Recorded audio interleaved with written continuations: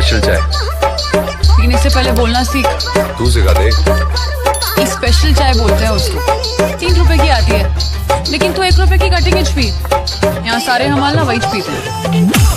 तो मैं 3 रुपए वाली पिएगा कि अपन हमाल है फिर कमाल है। तेरे पास क्या प्रूफ है कि ये चाय स्पेशल है?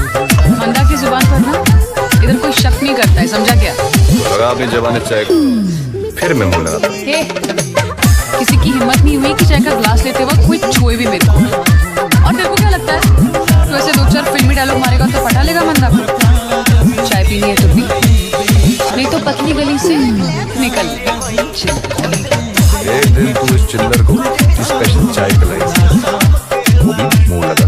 तुमसे मिले दिल में उठा दर्द करारा, जीने लगा वो ही जिसे इश्क ने मारा।